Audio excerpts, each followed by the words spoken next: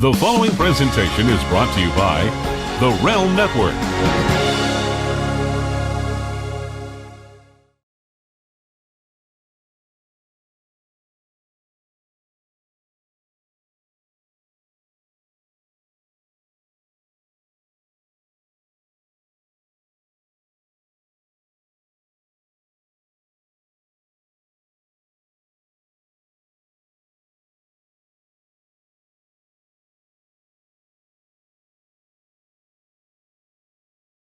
The Attitude Era is widely considered by many as the greatest product the WWE has ever had. Now, relive the entire journey with exclusive commentary, insights, and episodic discussion with head writer Vince Russo.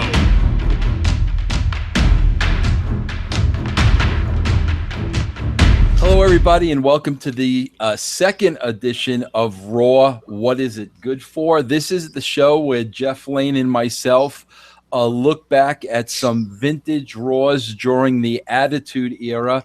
The one we're looking back at tonight in this series is December 22nd, 1997, which I literally just finished watching. I haven't watched this show or seen this show since 1997. So, close to 20 years, for crying out loud. I haven't seen this show in 18 years. I watched it in its full entirety, did not fast forward through a thing, have pages of notes, and I'm ready to go. Jeff, how are you doing? Doing good. After watching these 2 weeks of programming, I totally understand why the WWE goes out of their way to discredit me, to tarnish my good name, to jump through hoops to try to make me lose, any credibility I have. And I got to tell you, I don't blame them. And they should continue to do it. Triple H, Vince, anybody on the roster, they should continue to bury Vince Russo. Tell the world I had nothing to do with this era. Wipe my name from the annals of WWE, WWF. Do it. I don't blame you. Continue to do it. Because, Jeff, I have to tell you, I forgot how good this show was. And you know what? In all honesty, today's product is an absolute embarrassment when compared to this. And Triple H can go out there all he wants, and it's a different time. It's this. Every excuse in the book these guys can come up with. There is no reason why in 2015 they cannot produce a same show today like they had back then. The reason is, bottom line, they don't have the people capable of doing it. Vince McMahon is not capable of doing it. Triple H is not capable of doing it. Stephanie McMahon is not capable of doing it. Whoever else they have on creative is not capable of doing it. So bury my name. I don't blame you. I understand now. Discredit me. Do whatever you have to do. Because you know why, Jeff? I didn't have to watch last night's Raw to know what the show was. All I had to do was read the recap. And all I read in the recap was match. That's all. You know what, bro? I swear to God, Yogi, who's 10 years old and getting very long in the tooth, I think he could write that show. Jeff, I really believe he could write that show. Not anybody could write the shows that were produced during the Attitude Era. So WWE, I swear, listen to me. You know how they had the DVD, deconstruction of the Ultimate Warrior, where they spent 3 years burying him? Make a Vince Russo DVD like that, because I'm telling you, first of all, you don't give me a penny for still capitalizing off the Attitude Era and still putting it on the network, and the only reason people buy the network is because of the Attitude Era. I don't see a penny of that. Whether you're not contractually obligated to pay me or not means nothing. It's called doing the right thing. So you can put out a DVD about the deconstructing and the demoralizing and the burying of Vince Russo, and literally make a 3-hour videotape of David Arquette winning the title, Vince Russo putting the belt on himself, like whatever else you want to do, because you need to discredit me. You need to paint a picture that I was an absolute moron who had absolutely nothing to do with the Attitude Era, because at the end of the day, that's all you have to save face. Because there's no other reason why you can look at a show like this and look at a product today that is absolutely unwatchable.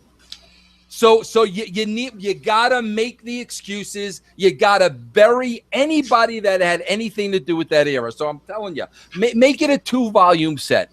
The burying of Vince Russo, the discrediting of Vince Russo. Get 2 DVDs out of it, bro. I'm telling you, there's enough Vince Russo detractors out there that they'll buy this DVD, because I'm telling you, because you're not doing enough to bury me. You're absolutely not, because now I understand. Now it's perfectly clear to me why they go out of their way to do this. So with that being said, Jeff, let's look at the show. Before we go to the arena, we have highlights of the Legion of Doom incident with the Outlaws and DX from the prior week, with Hawk getting shaved and Animal getting powerbombed through the table. And we got cut to the inside of the arena, and we got some snow because it's the Christmas episode. And before we get to the opening segment, I don't know if you noticed this, but last week was the full Raw stage, the full arena. This week it looked like a set from like 95. You know what I mean? It was in a very tiny arena. The banners were on the balcony. There was no stage at all. It was the old, just an entrance with the steel barricades, a really tiny entrance. Was this? I honestly, I don't remember. Was this something that was frequent at this time period, or was it because it was the Christmas episode? Do you know why there was this? I don't know why, Jeff, but I can guess. First of all, it was Lowell, Massachusetts, which is a historic building. Okay, it's much like the building where they used to shoot a lot of the early Raws in Poughkeepsie. It was a very, very small building. Now, Jeff, you got to understand, these buildings were booked, a year ahead of time. So, they probably booked this building in Lowell before we really started hitting our stride with the Attitude Era. So it was a small building. They were obligated to go in that building. And I would have to think, Jeff, that the bigger set did not fit in this building with the landscape of the building and the way the building was laid out and the seating arrangements. I would think that the bigger scaled set did not fit in, so they had to scale it down. It had nothing to do with being Christmas and cutting corners or nothing like that. I think they really just had to scale it down to a smaller arena that was booked before the show really started getting over. So we start with DX in the ring, and they come out wearing bathrobes. Chyna's with Hunter and Michaels. And at this time, I can't remember if we mentioned this on the prior episode, but Michaels is not only is the WWF champion, but he's also the European champion. And do you remember anything as to why specifically you wanted both belts on him, or was there a particular reason at the time? No, Jeff, I can't remember. I was surprised at the time too. I kind of had to watch it for a while and realized that Shawn had both belts. So no, I don't remember that. I don't know the reason why. Obviously we wanted to get the belt off of him, and that's why we did at the end. We did what we did at the end. But I honestly can't remember why he had both belts in the first place. Triple H tells the Outlaws to stay out of DX's business, that they pretty much were the ones that took out LOD, and that Road Dogg and Billy Gunn picked the bones. Triple H tells Owen, since he's the baby, he's got a pacifier for him to suck on. And DX is going to give a special Christmas present for the fans. So they take off the robes, and then they have boxers on. So then they pull down the boxers, bend over, and wish everybody a Merry Christmas, and we get the big DX censored logos over their rear ends. I died, Vince. JR says, will you look at those nuts? I don't know if you noticed that. I thought that was hilarious. I wrote that down on my notes. But, they got a bow on Chyna's butt. Triple H ends up with the Yuletide log in your fireplace line. This is the stuff I loved about DX, was just these innuendos that were hilarious. But Slaughter comes out, who's the commissioner at the time, and Michaels says that Slaughter was just out of boot camp, so they better put on their robes and not drop the soap. And then Slaughter says he's in Christmas spirit and he has a present for both of them, because Shawn Michaels hasn't defended the European title in over 60 days. If he doesn't defend it tonight, he's going to strip him. And then he makes the opponent Triple H, and then we have some tease of dissension. So you have your big match set up for the European title, Michaels versus Triple H. Well, it's funny. It's funny. On the surface, it's just like you look at today's product and you just look at how simplistic it is. And again, we always, Jeff, you and I, we're television fans. We always compare it to, other shows on television now and how complex they are, a Wayward Pines or a True Detective, or, shows of this nature. Fox is coming out with the X-Files again. Trust me, that's going to be a very, a confusing show.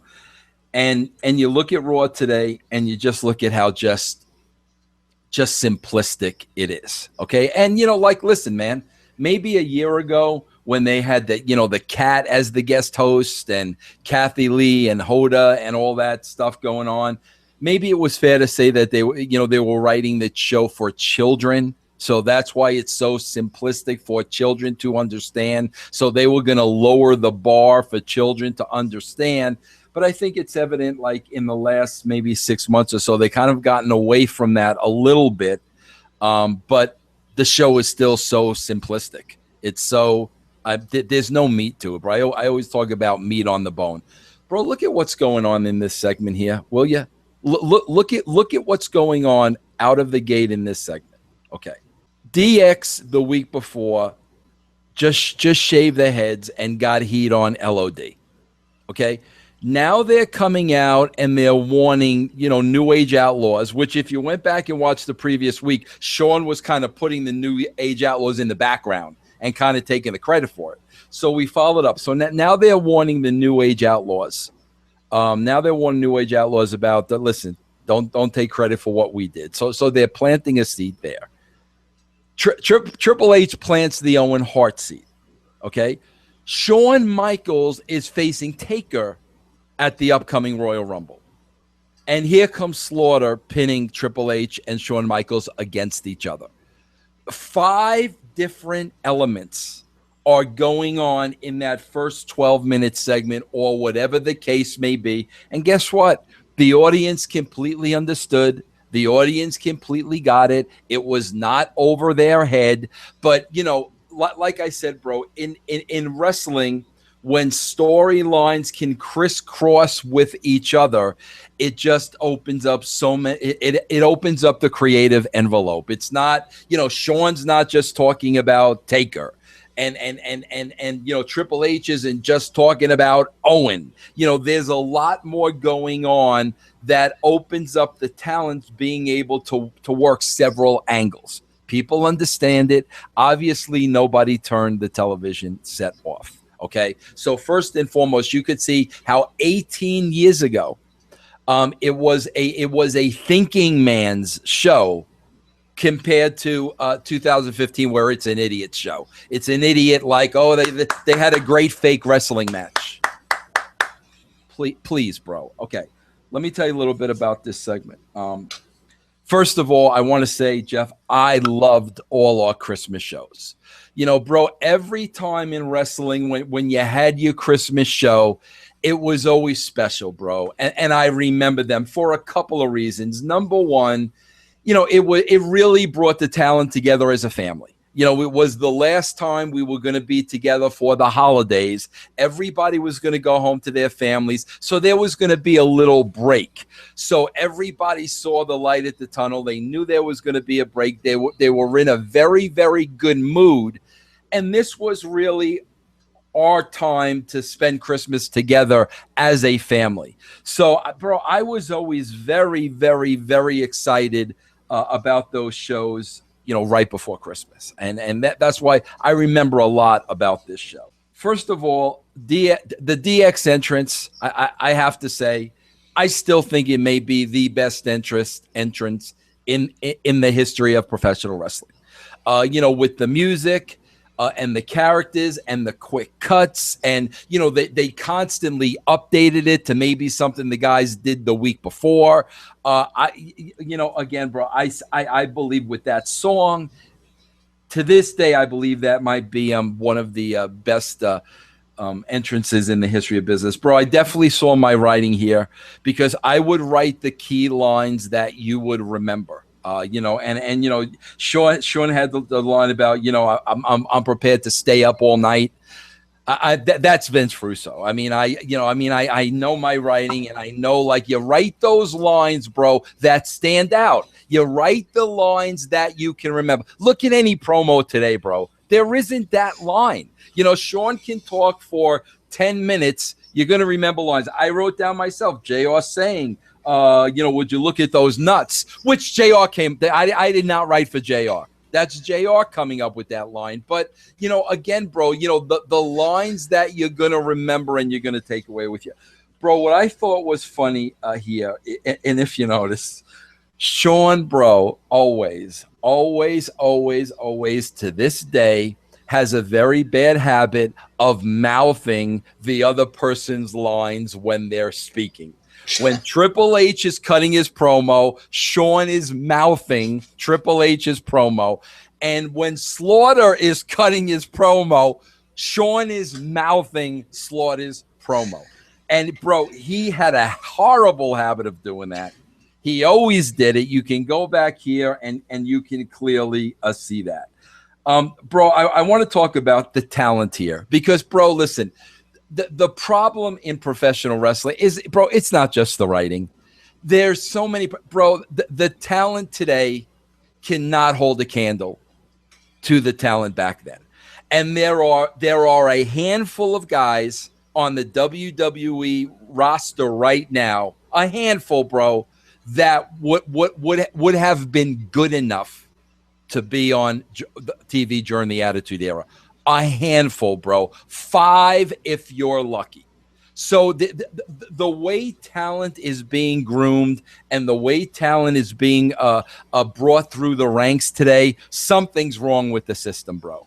Because what you're looking at here is absolute pros in the ring. And I'm going to lay it out to you. First and foremost, again, bro, you know how we sit here, Jeff, and we always talk about, because now the emphasis is on the match and how important the match is. Everybody in the wrestling business takes themselves so damn seriously. It's a joke. People with half a brain that are sitting out here and seeing how serious everybody's taking these fake matches, we're laughing. It's hysterical to me. Bro, look at Triple H and freaking Shawn Michaels having the balls to be in the middle of the ring on national television in freaking G-strings, bro. Not taking their characters too serious. Oh my God, I have a match with Undertaker at Royal Rumble. I have a fake match with Taker. How can I be in a G-string 2 weeks before? That's why they were over, bro. Shawn Michaels did not care. He put himself out. Bro, if I would have said, Shawn, you're going to pull down your pants and have nothing on, he would have done that. Okay? Because they didn't take themselves seriously, bro. They were entertainers. You don't see that today. It doesn't happen today. And here's another thing, bro. I talked about the little things last week. This would never happen today. Maybe the only person on the WWE roster who would do this today would be like a John Cena or maybe a Bray Wyatt, who, like, bro, Bray Wyatt, it's an insult that he's even on that show. Bray Wyatt should be working in Hollywood. Bray Wyatt should be in a class with The Rock, making Rock money, not working for these idiots that don't even know how to write a script for the guy. So aside from those two guys, bro, there's nobody else in that entire company that gets it. Did you see the way, bro, Shawn Michaels was dodging Sergeant Slaughter's spit? I mean, bro, nobody on the WWE roster today, outside of Cena or Bray, would get that. Nobody. And then, bro, did you see him blocking it with the belt? Bro, Vince Russo didn't write that for Shawn Michaels. That's Shawn Michaels going on instinct. He's basically standing there as a shoot. He gets sprayed with Slaughter's spit. So Michaels immediately, well, I'm going to use that right here. So now he's dodging it. Now he's... These idiots aren't trained to do that today, bro. They're trying to remember so many fake, meaningless moves that they wouldn't even realize a guy spitting in their face. That's the difference between then and now, bro. You don't have performers, you have wrestlers. Now that's why the product stinks. That's why we've gone from 8 million people to 2.5 million people. Nobody cares about fake wrestling. If we want to see a fight, we'll watch UFC. It's that simple. If you idiots don't understand that, then go from 2.5 million to 2 million to a million and a half to TNA numbers. Go. You're well on your way to that happening. So anyway, bro, he's dodging the spit. Good Shawn, Triple H, heat at the end. I want to, Shawn, if you notice, bro, use the word Nimrod to Sergeant Slaughter. I just want to point that out to you. Two very important things at the end, bro, I want to mention. I think Kevin Kelly is trying way too hard here. He's trying to keep up with JR, and he was very young here, and he was just really he's trying way too hard. He's throwing stuff in there that he's forcing it. And bro, very important at the end of this, they were doing their commercials, and JR mentioned the Taste the Rainbow with the Skittles. And it was only a matter of time, bro, before things started heating up, where we dropped Skittles as an advertiser on the show because Vince didn't want anybody saying Taste the Rainbow during an adult-orientated show like this. So it was interesting that JR said that because I knew it was really only a matter of weeks before that sponsor kind of went away. We get a graphic that says The Undertaker is going to face The Rock tonight, and then we cut to the announcers in kind of they must not have been at the arena because this looked like a green screen that they were standing in front of. But it's JR, Michael Cole, Kevin Kelly, who you already mentioned, and they talk about that a camera crew has been dispatched to find Mankind, who's somewhere in the bowels of the building. We have our first match.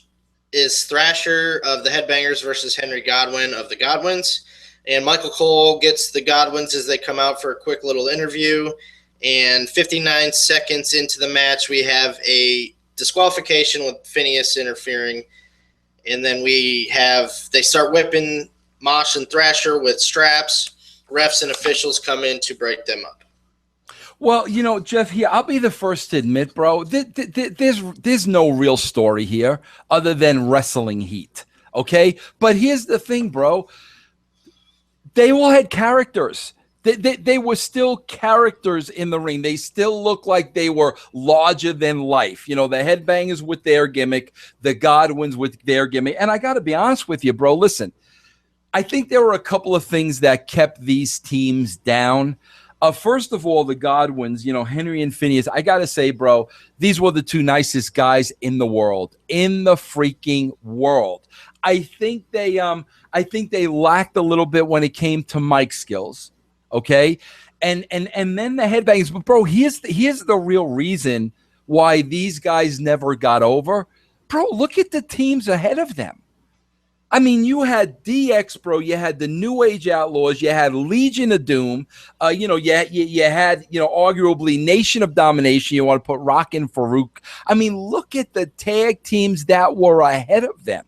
So, that had a lot to do with their positioning on the card. But the fact of the matter is they still had characters. So, obviously, bro, you can tell here it's another bro, you've got to book segments where you can kind of lay out the landscape of what's happening tonight. You can't do it in the first segment because everybody's talking. So here there's a 2-minute match, 2 minutes This is what was covered in the 2 minutes. JR is selling the Triple H, the Shawn situation. He's selling Taker versus Rock, and we're selling Mankind, the New Age Outlaws. So JR is selling you everything that's coming on the show tonight in the 2 minutes. That's basically where, and then the hook is, before we go to commercial, he basically says, I think, oh, no. Here's what I love, bro. Jeff, notice this, okay? These are the things, okay? And again, I just, Triple H's It's a Different Time just ring out in my mind. I can't get over that because, part of my French, I'm sorry, God, Triple H that's bullshit. Triple H is full of shit. I tell Triple H he's full of shit to his face. I would tell him, you don't know how to do this, bro. You're a great freaking wrestler. You cut a great promo. You don't have a clue how to lay out a wrestling show. Because notice this at the end, bro. You got the Godwins with the beatdown with the belts. Okay? Now, 2015, bro, the segment would be over. We'd have the 2 minute beauty pose. We would do everything we can just to eat away the clock, just to eat up time. You see it at the end of every freaking match, bro. The beauty pose, the guy walking to the back. Total waste of television time. Nobody cares about that. The story is over. This is what Crash TV was, bro. The Godwins are whipping. The minute they're done whipping, JR immediately throws to the back to Mankind. Because, Jeff, there was nothing more to see there. The story was over. We don't need a beauty pose. We don't need to see the Godwins walking away. We don't need to see Thrash and Mosh down selling. We got it. We got the story. It's over. So as soon as the whipping was done, boom. Now, whoa, what's happening in the back with Mankind? That's Crash TV, bro. And people are you're going to criticize that, and you're going to have a problem with that we're not wasting the audience's time with stuff that they don't need to see just because you're trying to fill up 3 hours. That's what Crash TV was, bro. We immediately went from that, boom, to Mankind in the back without wasting a second of time. So we have Mankind in the bowels of the building, and he's talking about Dude Love getting injured last week. He says he hurt Dude Love's ribs, that his hurt too, and that the Outlaws are going to receive a beating in the fight before Christmas. So we're setting up, a thread here. Well, bro, there was a couple things here. First of all, bro, again, this was all Mick. This was I know what's mine and I know what's not. When Mick Bay, bro, he had the line, I want to make the Yuletide gay. Bro, bro, where in today's show, in a 3-hour show, do you pick out one line? Like one line in 3 hours, give me one memorable line. I already got 3 memorable lines here in the first 10 minutes of the show. From Shawn, from JR, and now from Nick, I want to make the Yuletide gay. And, bro, all I could think about was watching Mick's promo. All I could think about was Bray Wyatt, because Bray is that good. The difference between Mick Foley and Bray Wyatt and why Mick got to where he got to was because Mick was given material every week. By material, I don't mean promos. Mick basically did all his own stuff. I mean storylines. I mean he had meaning to what he did. That's the difference, because on the mic, bro, and this is about the greatest compliment I can give anybody, Bray Wyatt, I think, is as good as Mick Foley was. I'll be honest with you. But the difference was, what material did they have to work with every week? We get a highlight they're promoting that we're going to see Austin with Santa Claus coming up. I believe they went to commercial here. So then we get the highlight of last week with Austin throwing the Intercontinental title off of the bridge. And then we cut to a scene that they said took place after Raw went off the air last week, and it's Santa in the ring. And Sable's supposed to be Santa's guest. So then someone runs in the ring and tells Santa that Sable isn't coming. So then a kid comes in the ring. The kid says that, before we continue, Luke Lampy wants to know, was that kid one of the Usos? God, bro, I was asking, he had to be. I was asking myself the same exact thing. I would almost bet money on it he was, bro. But the kid says that Santa Claus, he's not the real Santa Claus, so Santa kicks the kid out of the ring. Stone Cold comes out, starts ripping on Santa, saying he shouldn't have kicked the kid out of the ring. And then Austin asks if he's the real Santa or if he's a fat piece of trash. And then Austin says, as a test, when he was 6, what did he ask for? So Santa says a Barbie doll and tiddlywinks. And then Austin, he has Santa stand up, says he has a Christmas present, gives him a stunner, and then hits an elbow and tosses him out of the ring. Okay, there's a couple of things I want to talk about here, bro.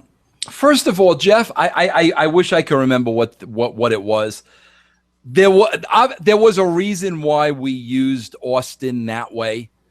Either he wasn't available this night for some reason, and we shot that. I don't know. Look, and we shot that the week before. Obviously, bro, there was a reason Austin was not on this show, especially with the title getting thrown in the lake. I mean, because we definitely would have followed it up more, and bro, we would not have written Austin out of a show if he were available. So there had to be a reason why he wasn't on the show. Okay, well, here's what we know so far in this show. Literally after segment 1, we know we're going to have a confrontation with Austin and Santa. We know we got Shawn Michaels and Triple H. We know we have Taker and The Rock. We know there's going to be some kind of altercation between Mankind and New Age Outlaws. This was all created. This was all written. This was all angles. These were the angles we were selling compared to 15 years later when they're selling, bro, I guess the girl thing is the biggest angle they have. But what is the angle? That some girls came from NXT and now they're 3 different teams. That's the angle. But anyway, bro, let me talk about this for a little bit. Bro, come on. Bro, Steve Austin walking down the ramp without saying a word, and the body language and the way he come on, bro. But, bro, here's what I want to point out to you, bro. This tells you right here the problem in professional wrestling today. If this doesn't make it clear, I don't know what does. Okay, Jeff? Jeff, we're talking about the girls now. We love Sasha, and we love Charlotte, and we love Paige and Becky, and all these girls we love. We love all these girls, okay? Sable is supposed to come out. They hit her music. The fans are chanting for Sable, bro. And Sable was not promoted as a wrestler, okay? Sable was promoted as freaking unbelievable, gorgeous Playboy material, eye candy, for the casual fan, the horny guy, the college student to want to see. They're chanting Sable's name, bro. As great as I think a wrestler Paige is, and I think Paige is phenomenal, and another one that the show is beneath her, that show is beneath her. How many times have we heard Paige's name chanted? That's the problem, bro. And nobody wants to admit that. And nobody wants to see these things, that somebody who wasn't touted as a great wrestler was getting their name chanted by the crowd because they're supposed to come out and tell Santa what they want for TV, for Christmas, for crying out loud. That's the problem, bro. Nobody wants to look at then and now and see, oh, that's the problem. They didn't really care about the wrestling. No, nobody wants to say that, bro. That's the truth. We go to the back, and we're outside DX's locker room door. We hear Shawn Michaels and Triple H arguing. The door opens. Shawn Michaels comes out, tells Triple H to go to hell, and Chyna and Michaels walk away. Bro, let me tell you how stupid the WWE is here, okay? Let me tell you how brainless they are, okay? First of all, bro, DX locker room, that was going to commercial. So, that was the hook going to commercial. Let me tell you how Stu-Nod. You know what Stu-Nod means, Jeff? No, but I heard it on The Sopranos all the time. Stu-Nod is an Italian word for stupid. Let me tell you how Stu-Nod these nimrods are at the WWE. We see a beautiful piece, just a wrestler piece. No doubt David Zahadi. It had David Zahadi written all over it. You saw the piece I'm talking about, right? The Attitude video where they were talking about their injury. You don't think we're wrestlers, this, that, and that. Yeah, and I love that. I loved it too, bro. Here's why the WWE are such freaking idiots. Okay, bro. Bro, when they're talking about 97 stitches and 38 knee replacements and this, that, and the other thing, what does Shawn Michaels say in this piece, bro? I've suffered from over a dozen concussions. Bro, with every lawsuit, with every concussion lawsuit they've got going on right now, no idiot there checked the footage where Shawn Michaels is saying, I've suffered a dozen concussions, and any lawyer on the stand would say, wait a minute, this guy suffered a dozen concussions and you let him keep getting back in the ring? I mean, bro, WWE, listen to me. I'm not like you. I'm not going to run to the lawyers on the other side. I'm not going to try to bury you that way. If you don't hear one thing I say, go back and take that freaking line out, you idiots. You've got about 12 concussion lawsuits going on at the time, and you've got Shawn Michaels saying, I suffered a dozen concussions, when any lawyer in their right mind would say, this guy suffered a dozen concussions and you let him keep getting back in the ring? Okay, well, we'll take a nice check for $3 million. Thank you very much. Idiots. Go ahead, bro. At this point, we're 30 minutes in or so of actual footage, so not counting commercials. So it was probably about 45 minutes, somewhere around there of real time, and we've only had less than 2 minutes of wrestling. Bro, I wrote that, bro. We're 32 minutes in, and we had 2 minutes of wrestling. Bro, how many people in the arena do you see complaining? How many people in the complete? But what are some of the chants at Full Sail, bro? What is how many full sail chants are you seeing at this point, bro? 32 minutes of programming time, and we had less than 2 minutes of wrestling action, and everybody is sitting at the freaking edge of their seats going crazy. But you know why, Jeff? You know why? Why? It was a different time. That's right. It was a different time. We have The Rock versus The Undertaker.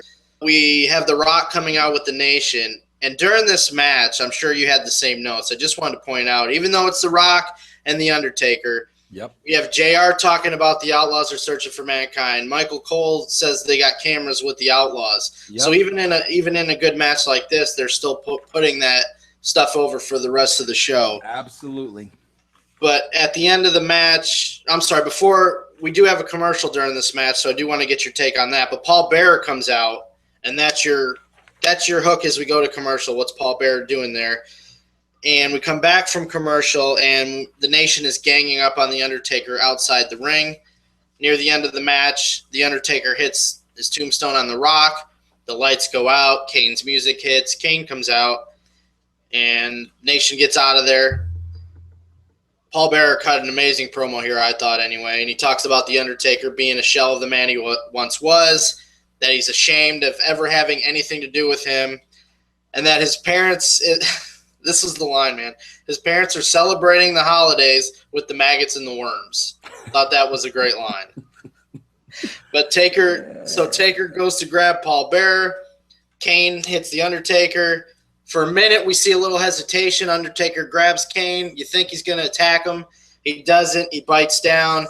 He backs down. Undertaker will not fight his brother, and Kane takes him out before we go to commercial. So a lot happened in that match as far as the actual match itself with The Rock and Undertaker, and then the Kane-Undertaker storyline. Bro, there's a lot of things here I want to talk about. Bro, something really bad, bro, like really, really bad. And like today I would throw a fit if this happened. And I don't know why it happened, bro, but listen, man, during Austin and Santa, and during this promo right here with Paul Bearer and Kane, bro, 90% of the promos were 90% of it was shot, and the talent had their back to the hard camera. We cannot see Austin's facial expressions with Santa, and especially Paul Bearer. I mean, nobody had the facial expressions that he had. 95% of that promo, we saw his back. That's bad, bro. I don't know. I don't know why that happened, or I don't know I don't know if we were down a cameraman that night. I don't know what the deal was, but that is so unlike the WWE because, bro, facial expressions, tell the story. That has so much to do with it. And I really looked at that and I was like, bro, that was so unlike us. But, bro, here's the funny thing. Bro, go back and watch this match. Look at the things in this match that meant something. Okay, there were two things that meant something. First of all, bro, Rock is on the offensive, and he's clamping down on Taker's shoulder with some kind of digging in some kind of a hole on Taker's shoulder. And the announcers were selling that huge. Okay, bro? Finally, Taker makes a comeback. Go back and watch this show. Listen to the pop the choke slam got. Taker choke slams a Rock that simple, it gets a huge freaking pop. Look at what they do in the ring today, bro. Killing each other, move after move after move. The guy getting right back up. All of it means absolutely nothing. How did that change? We're seeing a match from 15 years ago where Rock's working his shoulder. The people are getting with Taker. Taker blows it all off with a choke slam. The people go crazy. Fast forward to 2015. And 5-star matches and so much happening in a minute that you can't even remember. Whose fault is that? Is that my fault? I don't know how it got that way, bro. Like I said, a lot of it goes back to, the territories being gone and these guys not coming up the right way and being taught on an independent scene by who knows who, guys who think they're wrestlers and aren't, but a choke slam, bro, freaking popped the people. One thing I wanted to point out, bro, if you notice here, the whole Kane segment was done in red lighting. I wanted the lighting to be red every time Kane came into the arena. And if you notice, bro, early on, some of his matches were in the red lighting.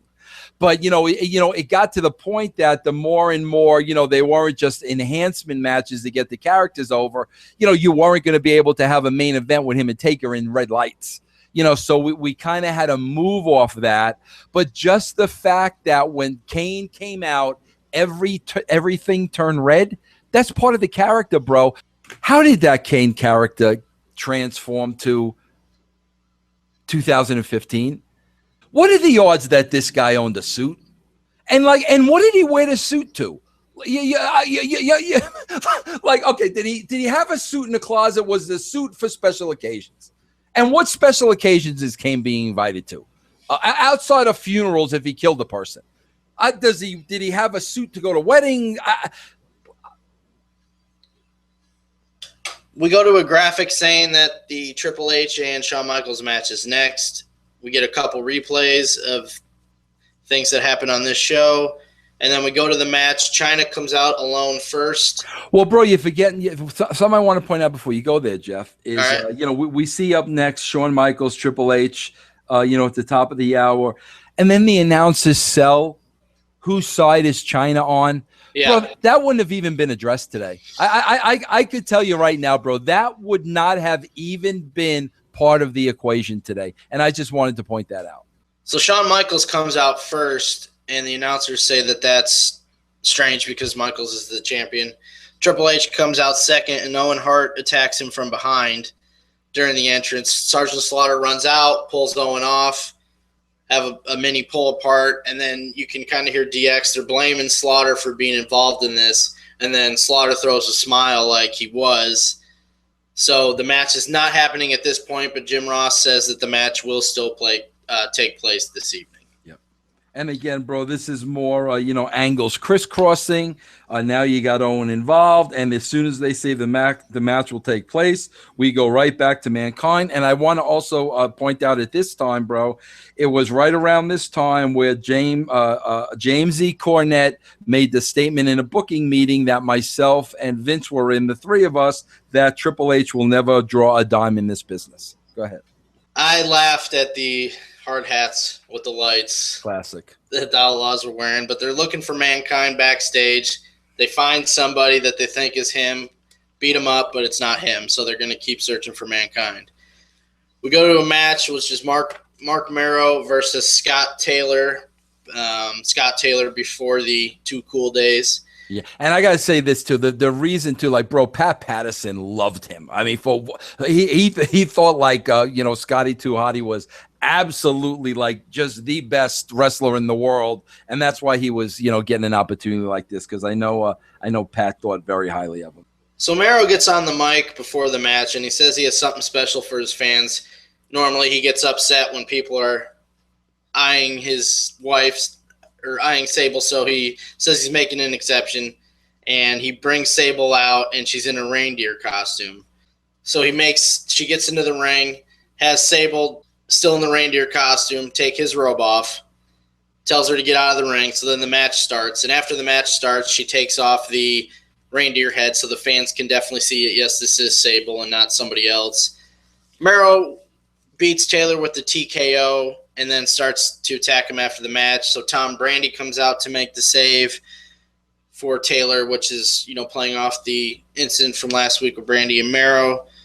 And he injures Mero's knee on the outside, and Sable ignores Marc and walks away, goes up onto the ring steps, starts taking off the reindeer costume, gets into the ring, and she's wearing this hot-looking Santa outfit and wishes everybody a Merry Christmas. And again, bro, a couple of things I want to point out to this. First of all, throughout, you could hear the fans chanting Sable's name clearly, okay, chanting for Sable, who was not, over as a wrestler, okay? Bro, first of all, Mero in this role was an unbelievable heel. And I think he was underrated, and I think he was just lost in the shuffle with everything else that was going on. But from his promo to the way he sold in the ring, he was a great heel in this role. And also, bro, going to the end, there was another hook, another thread with Triple H and Shawn Michaels and what's going to happen later. So obviously that's being kept up throughout the whole show. And there's a double thread on this show. It's that, and it's also Mick and the New Age Outlaws. We go backstage to Triple H in China, and JR asks if Triple H realizes that within the hour he'll get it on with his best buddy. So Triple H says, of course he realizes that. He starts cutting a promo on Michaels. And then China starts whispering things to him. You don't know what she says, but by his responses, you kind of do, and then which plays into a later segment that we haven't gotten to yet. So we go to another match at this point, and it's 8-Ball, which one of the Harrises when they were DOA, 8-Ball and Skull, but this one is 8-Ball against Kurgan with the Jackal. And this was is this around when Kurgan debuted with the Truth Commission? Because I know he was in the oddities and stuff later on, but yeah, I have to think so, bro. And this is a lot of I know the Truth Commission, bro, and pretty much DOA and stuff. I know I kind of inherited a lot of this stuff, which was cool. But let me just take this, bro, because it's not going to be long. First of all, this is a throwaway match. There's no question about that. But let's keep in mind the match goes 2 minutes and 20 seconds. Okay. I want to talk about this, bro. First of all, I got to talk about this. One of my favorite pre-tapes of all time, Jeff. I don't know if you remember this. And Kurgan like never spoke.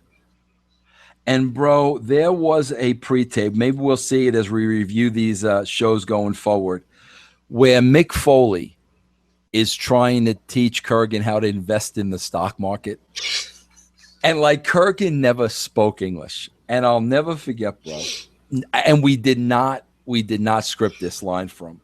But Mick, I remember Mick had a suit on. He had the paper. He's trying to teach him the stock market. And he goes through this whole thing. And then Kurgan, bro, at the end of it, looks at Mick and he goes, but I don't have any money.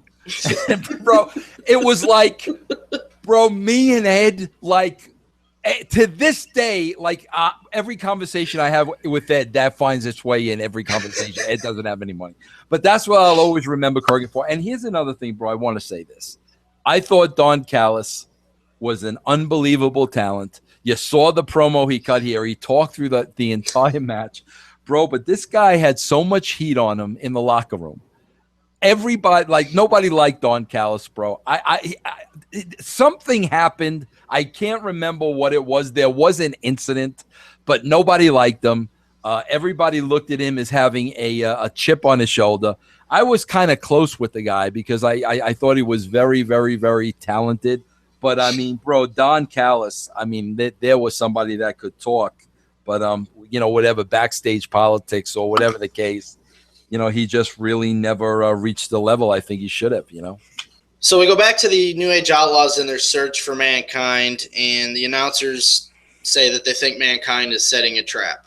D'Lo versus Ken Shamrock is the next match, and The Rock isn't out there with the Nation.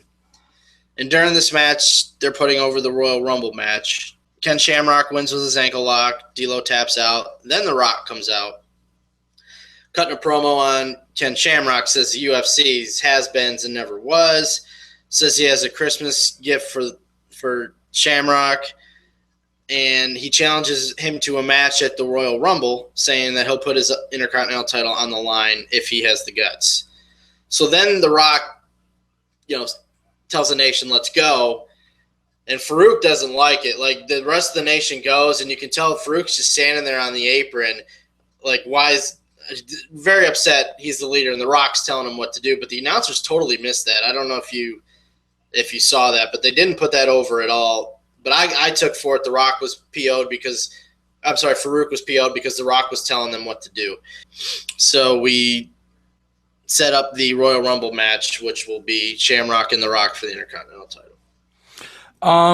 Bro, first of all, again, look at the way this match is laid out. Shamrock's a UFC fighter. He's picking apart body parts. Cornette puts it over huge. The match is short and sweet.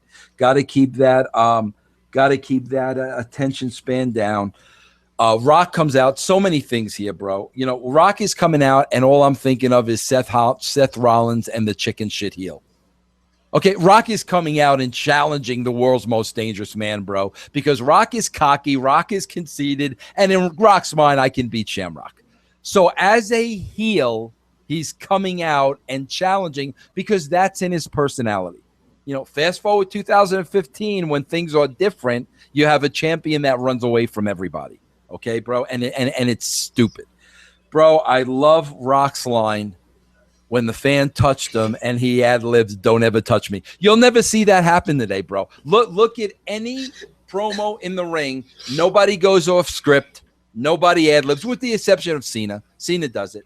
But nobody would ever do that. They would be so centered and so concentrated on about, we got to say what is written. So, this guy's over here stabbing me with a fountain pen, and I'm not even going to sell it. The freaking guy touched Rock, and he stopped everything to sell it. Unbelievable. The Farouk sell, bro, was unbelievable. Didn't have to say a word. The way Rock kept saying, "Come on, yeah, you, come on." That's all storytelling. That could not even exist today. They are so far from thinking on that level today that you will never see a story where, first of all, you never see a story. So the chances of never seeing a story where words are not even spoken and it's all facials, you'll never see. It's gone. It doesn't exist, bro. But Farouk, Ron Simmons, a pro, Rock, a pro, they're getting the story over without any words. You obviously saw it, bro. We go back or JR kicks it back to Shawn Michaels, who's now sitting with Chyna, and she whispers the same exact things that she said to Triple H because Shawn Michaels has the exact same responses that Triple H has. So I thought that was, you don't see every once in a while you do, but when one pre-tape ties into another pre-tape, I always like stuff like that. Just a little thing. But after that, we go to the Outlaws looking for Mankind again. And this time Mankind's lying in wait. He gets the upper hand at first, starts kicking the crap out of the Outlaws, but then, the numbers game, Outlaws recover, and they lock him in a walk-in freezer. And this was a 2-hour hook that was now paid off. But bro, what was the greatest thing about this? Freaking Mick reciting Christmas carols during this fight from beginning to end. Like when he was locked in the freezer, he ended it with "Santa's on his way." Bro, that's not by chance. That's the genius of Mick Foley, that he's locked in there and he's telling these guys Santa's on his way. Bro, who's capable of who would even come close to that today, bro? You would never even see a fight in the back today, let alone a guy reciting Christmas carols through it and ending it with Santa's on his way when he knows he's in trouble. I mean, come on, bro. You're just talking about a whole different level. You just, bro. Oh, God. Why do you make me watch this stuff, bro? The artist formerly known as Goldust comes to the ring with Luna, and Goldust is dressed like a Christmas tree. And he starts to read The Night Before Christmas, and he's doing it in his heavy lisp voice. And Santa comes out, walking around the ring. So Luna flips out on Santa. Goldust continues to read, and then he starts to flip out on Santa.